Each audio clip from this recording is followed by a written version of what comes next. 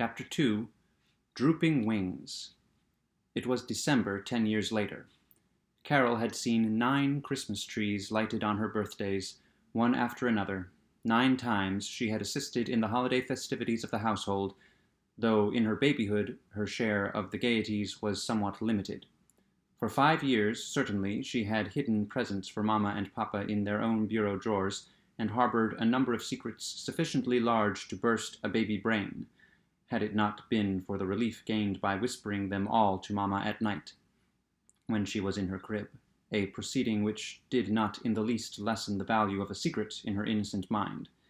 For 5 years she had heard 'twas the night before Christmas, and hung up a scarlet stocking many sizes too large for her, and pinned a sprig of holly on her little white nightgown to show Santa Claus that she was a truly Christmas child, and dreamed of fur-coated saints and toy packs and reindeer, and wished everybody a Merry Christmas before it was light in the morning, and lent every one of her new toys to the neighbors' children before noon, and eaten turkey and plum pudding, and gone to bed at night in a trance of happiness at the day's pleasures.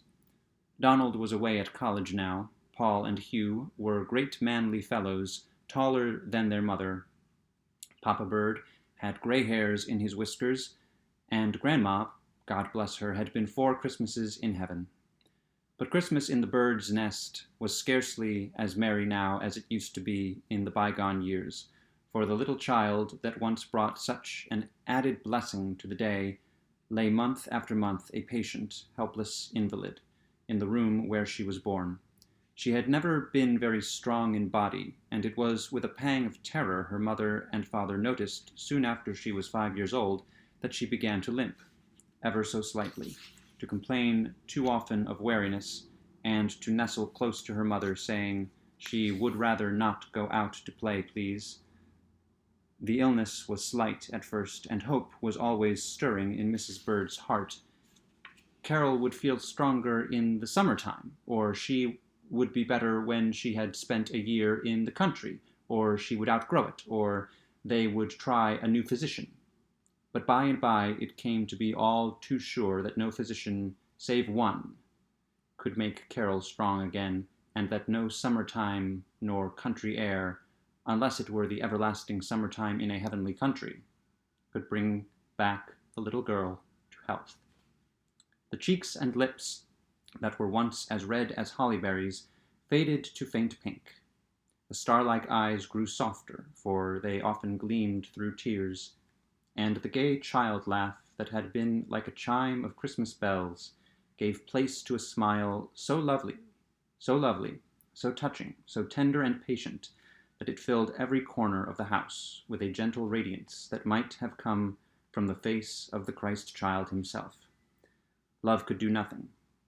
And when we have said that, we have said all, for it is stronger than anything else in the whole wide world. Mr. and Mrs. Bird were talking it over one evening when all the children were asleep.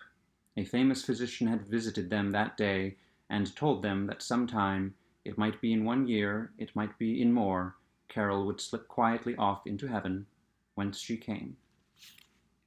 "It is no use to close our eyes to it any longer," said Mr. Bird, as he paced up and down the library floor. "Carol will never be well again.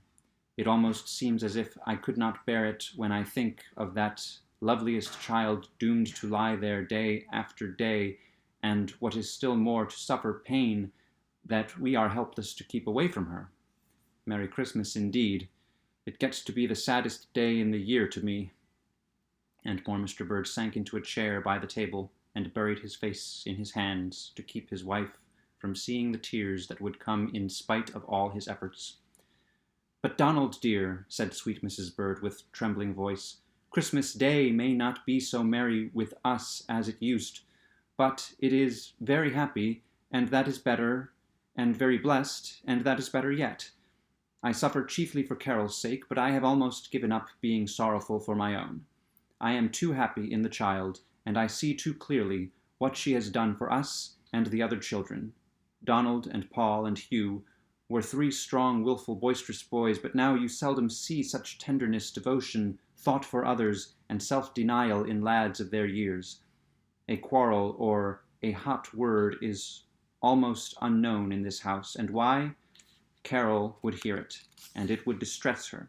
She is so full of love and goodness. The boys study with all their might and main. Why? Partly at least because they like to teach Carol and amuse her by telling her what they read. When the seamstress comes, she likes to sew in Miss Carol's room, because there she forgets her own troubles, which, heaven knows, are sore enough. And as for me, Donald, I am a better woman every day for Carol's sake. I have to be. Her eyes, ears, feet, hands, her strength, her hope. And she, my own little child, is my example. I was wrong, dear heart, said Mr. Bird more cheerfully. We will try not to repine, but to rejoice instead that we have an angel of the house. And as for her future, Mrs. Bird went on, I think we need not be over-anxious. I feel as if she did not belong altogether to us, but that when she has done what God sent her for, he will take her back to himself. And it may not be very long. Here it was poor Mrs. Bird's turn to break down, and Mr. Bird's turn to comfort her.